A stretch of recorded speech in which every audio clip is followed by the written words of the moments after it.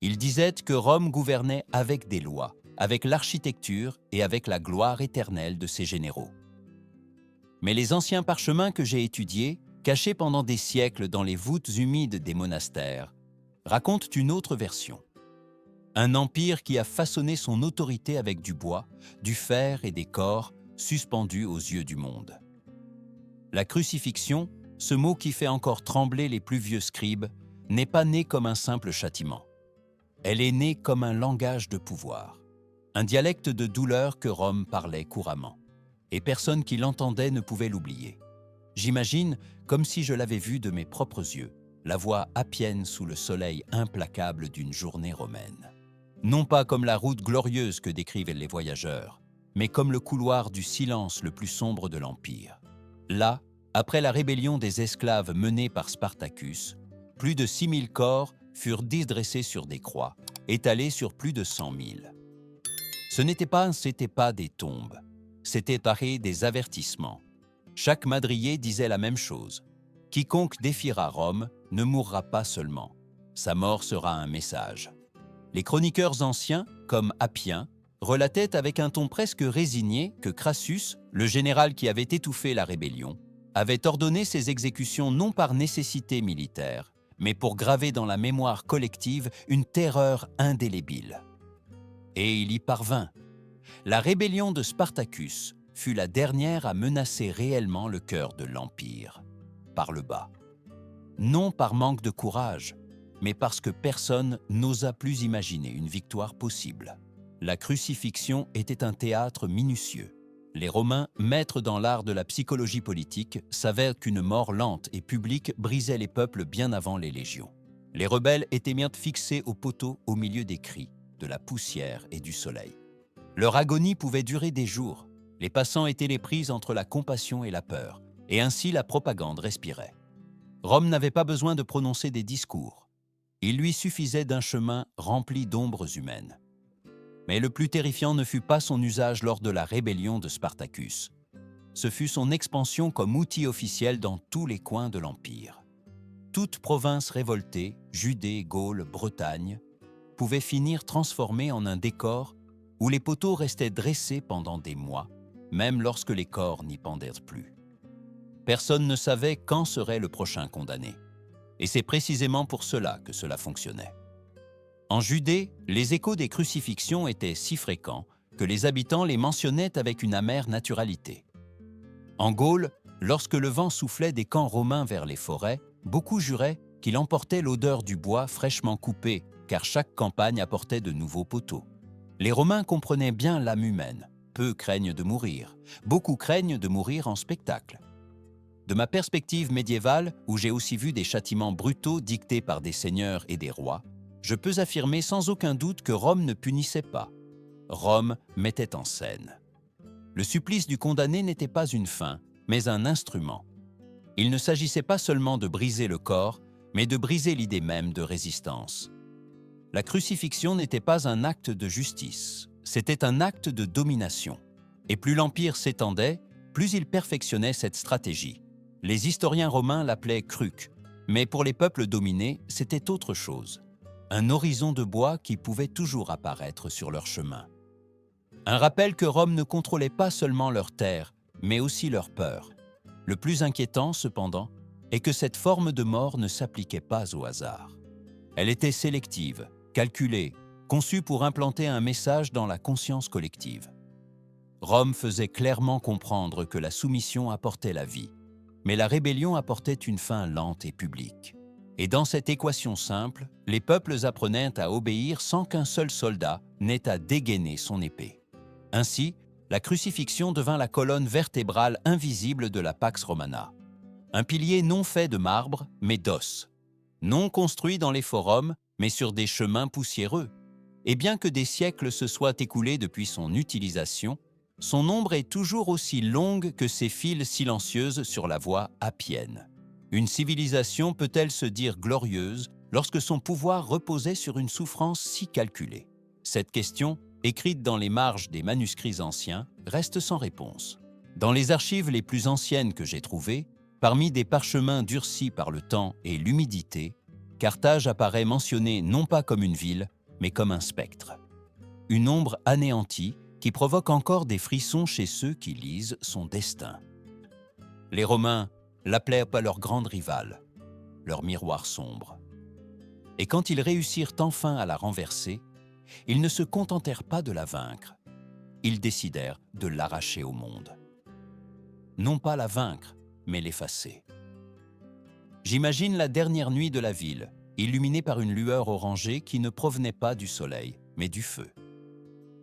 Depuis les collines proches, beaucoup ont dû croire qu'un nouvel astre naissait, car le ciel entier brûlait au-dessus des toits carthaginois. Pendant 2 ans, la ville avait résisté à un siège implacable. 2 ans de faim, de peur, de maladie et de prières de plus en plus vides. Mais cette nuit-là, les cris ne demandaient plus de secours. Ils demandaient une fin rapide. Les anciens chroniqueurs racontaient que tout avait commencé bien avant, dans les salles du Sénat romain, où un homme en toge austère répétait sans relâche une phrase qui deviendrait l'écho du destin « Carthago delenda est », « Carthage doit être détruite ». Caton l'Ancien n'avait pas besoin d'élever la voix. Son insistance était un marteau constant qui façonnait la volonté de Rome. Au début, beaucoup l'ignorèrent, puis ils l'écoutèrent. Finalement, ils lui obéirent. Quand Scipion Émilien, commandant des légions, lança le siège final en l'an 146 AVV, la décision était déjà prise. Carthage ne devait pas survivre. Il ne devait rester ni temple, ni monument, ni génération future qui se souviendrait de ses victoires navales ou de ses marchés pleins de vie. Pour Rome, un rival vaincu pouvait se relever. Un rival effacé n'avait pas de retour. Les textes anciens décrivent la chute de la ville comme un processus lent, douloureux, presque rituel. D'abord, les murailles se brisèrent, frappées encore et encore par les machines de siège. Ensuite, les rues devinrent des couloirs de la mort tandis que les citoyens se défendaient, maison par maison. Mais la plus grande tragédie vint avec la faim. De nombreux habitants survécurent aux lances, mais pas au vide de leurs mains. D'autres succombèrent aux maladies qui se répandirent parmi les cadavres que personne ne pouvait enterrer. Quand enfin les légions entrèrent, Scipion contempla la dévastation.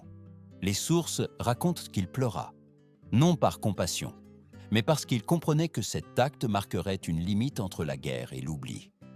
Le feu consuma temples, bibliothèques et habitations. La ville brûla pendant des jours entiers, élevant des colonnes de fumée qui obscurcirent l'horizon.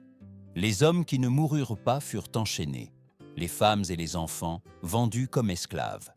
Les pierres même furent retirées, démontées une par une, comme si Rome ne voulait laisser aucune ruine qui pût être reconstruite à l'avenir. On a beaucoup dit sur le sel prétendument répandu sur le sol pour que rien n'y repousse. Certains historiens pensent que c'est un mythe. Peut-être. Mais même s'il n'y a jamais eu de sel, il y eut quelque chose de pire. L'intention d'anéantir une mémoire. Rome ne détruisit pas seulement des bâtiments, elle détruisit des récits, des langues, des objets sacrés, des générations entières. Elle détruisit une identité.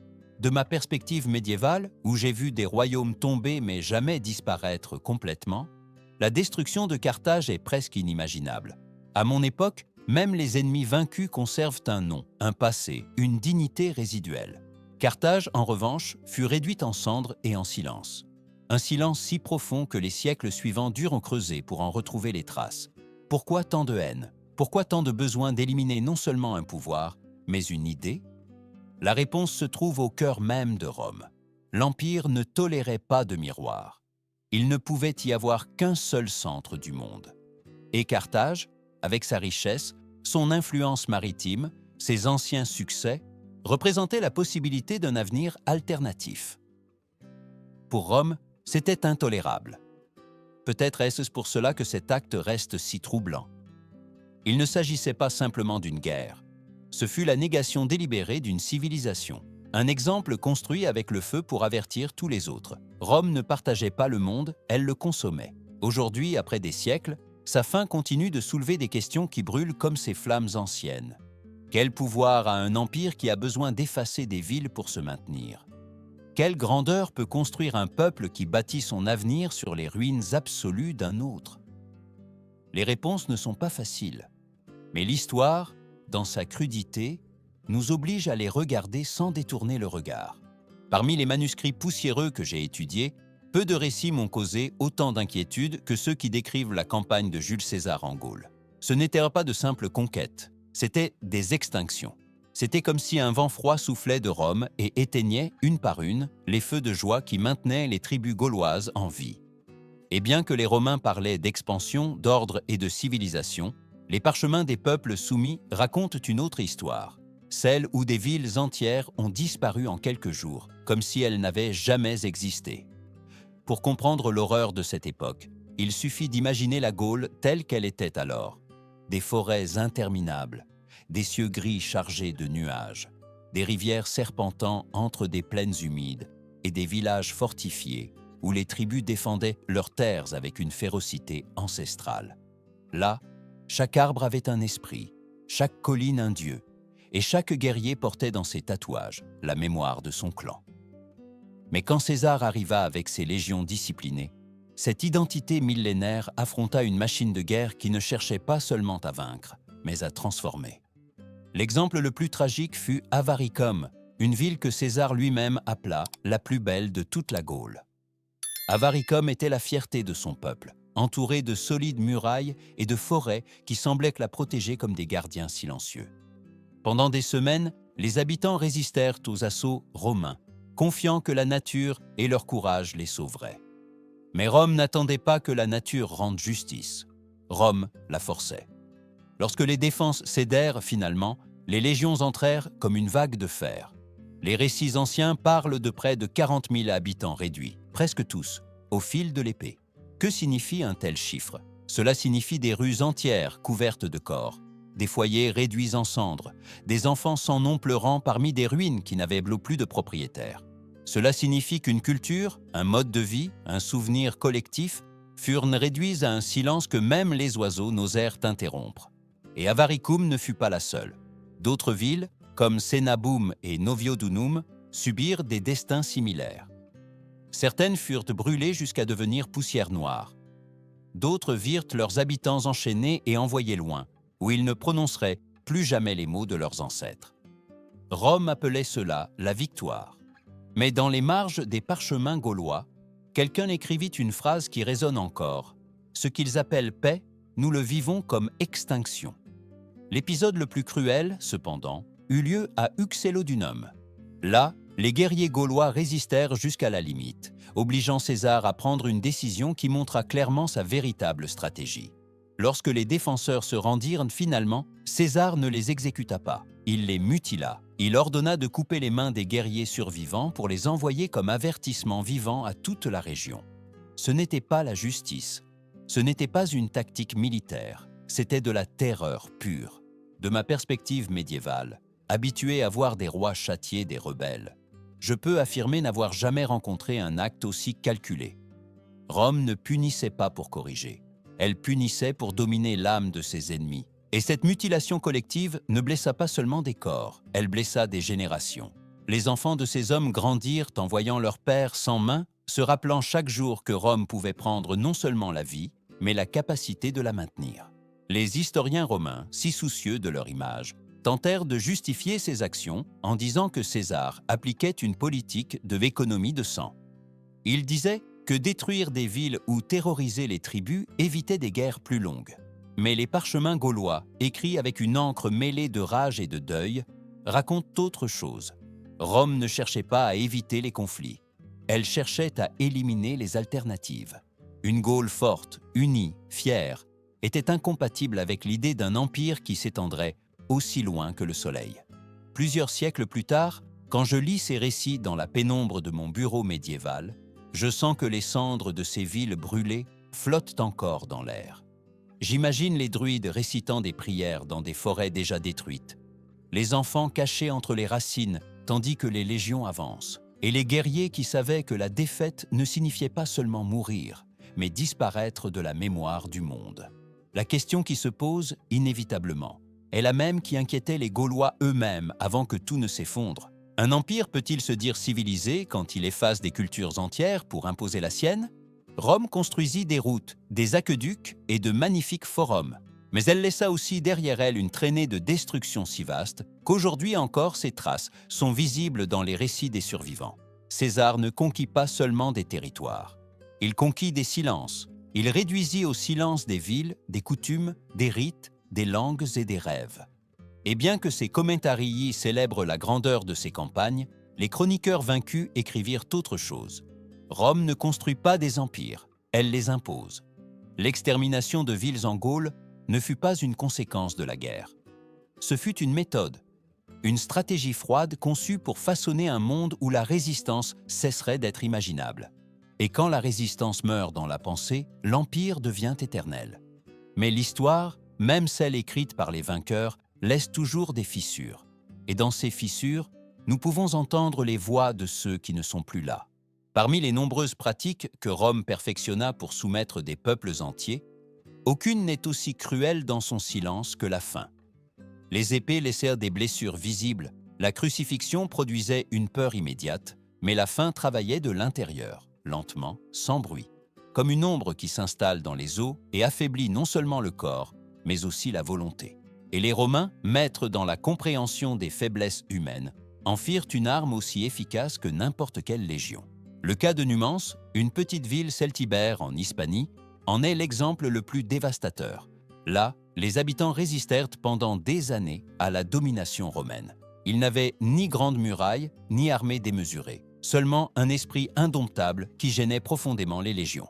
C'est pourquoi, lorsque Scipion Émilien, le même qui avait détruit Carthage, arriva à Numance, il décida que la ville ne serait pas prise par la force, mais par asphyxie. Il ordonna de construire un immense mur autour de tout le périmètre, bloquant chaque chemin, chaque sentier, chaque fissure par laquelle un sac de céréales ou une poignée d'eau aurait pu passer. Ce qui suivit fut une longue nuit qui dura des mois. Les parchemins racontent que les habitants, privés de toute ressource, commencèrent à consommer des racines, du cuir bouilli, même les restes qu'ils auraient autrefois dédaignés. Mais quand même cela manqua, la ville comprit qu'elle n'avait pas d'issue. Certains optèrent pour la reddition. La plupart, selon les chroniqueurs, choisirent la mort. Ils allumèrent des bûchers et détruisirent ce qui restait de leur foyer pour ne rien laisser que Rome pût revendiquer comme trophée. Numance ne tomba pas. Numance s'éteignit d'elle-même. Dans une autre partie du monde, des décennies plus tard, Rome répéterait la même stratégie lors du siège de Jérusalem en l'an 70 après J-Sokessé. Sous le commandement de Titus, les légions encerclèrent complètement la ville. Flavius Joseph, témoin de ce désastre, écrivit avec une douleur à peine contenue qu'à l'intérieur des murs, ceux qui mouraient étaient trop nombreux pour être comptés. Les familles s'enfermaient dans leurs maisons, attendant un miracle qui ne venait pas. Les morts s'accumulaient dans les rues et l'air devenait irrespirable. Les enfants pleuraient sans force, les mères s'effondraient et les vieillards regardèrent le ciel comme s'ils attendaient un signe divin. Mais la seule chose qu'ils entendaient était le silence. Ce silence était le véritable instrument de Rome. La faim ne tuait pas seulement, elle brisait. Il n'était pas nécessaire de brandir une épée quand la faiblesse consumait un peuple de l'intérieur. Les Romains le savèrent bien. Dans les traités militaires de Frontin, un stratège respecté, cette tactique était défendue comme une sage économie de sang. Pour Rome, attendre était plus rentable qu'attaquer. Pour les assiégés, attendre, c'était mourir éveillé. Quand je contemple ces récits de mon temps médiéval, où j'ai aussi vu des villages tomber de faim pendant des sièges interminables, je sens que la cruauté de Rome ne résidait pas dans sa violence explicite, mais dans sa patience. Alors que d'autres royaumes frappaient sans relâche, Rome fermait simplement les portes du monde et laissait le temps faire le reste. Et ainsi, la faim devint une arme invisible, une sentence qui n'avait besoin ni de juge ni de bourreau. Seulement un mur, un camp et l'indifférence du puissant. Au cours des siècles que j'ai étudiés en tant que chroniqueur médiéval, j'ai vu des royaumes tomber, des vassaux trahis, des récoltes perdues, mais aucune structure de pouvoir ne se compare à celle que Rome construisit sur les corps des peuples vaincus. Si les crucifixions furent même son avertissement et la famine son arme silencieuse, l'esclavage fut le moteur caché qui maintint l'Empire en fonctionnement comme une machine inlassable. Rome ne conquit pas seulement des territoires, elle convertit ses habitants en rouages humains. Les chiffres conservés dans les textes anciens sont si démesurés qu'ils semblent impossibles, mais les historiens s'accordent sur leur véracité. Après le sac de l'Épire en l'an 567 ABCJ-C, Aemilius Paulus ordonna la capture et l'esclavage de 150 000 personnes. Ce n'étaient même pas des soldats ennemis, mais des populations entières, agriculteurs, artisans, femmes, vieillards, même des enfants qui ne savaient pas encore prononcer leur propre nom. Cette multitude fut divisée, enchaînée et envoyée en caravanes interminables vers les marchés de la Méditerranée. La misère de tant de gens soutint la richesse de quelques-uns. Les notes de Plutarque révèlent que le butin obtenu en Épire fut si énorme que Rome put suspendre les impôts des citoyens pendant des décennies. Pour l'Empire, l'esclavage n'était pas un dommage collatéral, c'était un système économique délibéré. Les champs les plus fertiles, les mines les plus profondes, les ateliers les plus actifs se remplirent de ces vies capturées. Et dans chaque construction glorieuse que l'on admire aujourd'hui, temples, routes, aqueducs, résonnent encore, invisibles, les pas épuisés de ceux qui les ont érigés sans récompense. Mais l'horreur ne s'arrêta pas en Épire. Après la chute de Jérusalem en l'an 70 après J.C., Flavius Joseph raconta que plus de 90 000 habitants furent réduits en esclavage. Certains furent envoyés travailler dans les carrières et les mines, d'autres vendus à des terres lointaines où ils se perdraient à jamais. Les jeunes les plus forts furent exhibés comme des trophées vivants lors du triomphe de l'empereur Vespasien. Ce défilé, que les Romains célébrèrent comme un symbole de victoire, fut pour les peuples vaincus la confirmation que Rome transformait la souffrance humaine en spectacle. De la perspective d'un homme médiéval comme moi, habitué à voir des seigneurs exiger des tributs et la servitude, l'échelle démesurée du système romain me surprend. À mon époque, un seigneur féodal gouverne une région. Rome gouvernait des continents. Les esclaves n'étaient pas une exception. Ils étaient la norme. Les estimations suggèrent que jusqu'à 1/3 de la population italienne fut esclave à certaines périodes. Une société construite sur des corps étrangers ne pouvait se maintenir sans violence, et Rome le savait. Les écrits de Tite Live mentionnent des villes entières en Ligurie et en Gaule, vidées de leurs habitants après leur reddition. Ceux qu'ils ne tuaient pas, ils les faisaient marcher enchaînés. J'imagine ces colonnes humaines avançant entre poussière et pierre, sous un soleil brûlant, avec des gardes romains marquant le rythme. Les pleurs des enfants, les cris des parents séparés, les regards vides de ceux qui comprenaient qu'ils ne reverraient plus jamais leur foyer. En ces instants, l'identité cessait d'être un patrimoine et devenait un souvenir douloureux. L'esclavage ne brisait pas seulement les corps, il brisait les histoires. Celui qui était vendu perdait sa lignée, sa langue, son Dieu, son avenir. Les Romains, en contemplant leur grandeur, pensaient rarement à ce coup. La gloire de leur place était construite sur des vies qui ne seraient jamais rappelées. Parfois, en lisant ces textes à la lumière tremblante d'une chandelle médiévale, je me demande combien de voix furent réduites au silence pour toujours. Combien de noms furent enterrés sous les mosaïques que les touristes admireront des siècles plus tard. Et je me demande si un empire qui a besoin de tant d'esclaves pour survivre peut réellement se dire civilisation. Rome s'éleva sur des piliers de marbre, oui, mais aussi sur des colonnes de douleur. Et les ombres de ceux qui furent enchaînés font toujours partie de l'histoire que l'on ne peut ignorer. Quand je termine de parcourir ces anciens parchemins, je sens que les voix des peuples vaincus parlent encore depuis la poussière. Rome se présente dans les livres comme une civilisation monumentale, le berceau du droit, de l'ordre et de l'architecture éternelle. Mais derrière cette image de marbre se cache un prix rarement mentionné, le silence forcé de millions. Les villes crucifiées, les foyers réduits en cendres, les sièges qui ont tué par la faim, les caravanes humaines réduites en marchandises.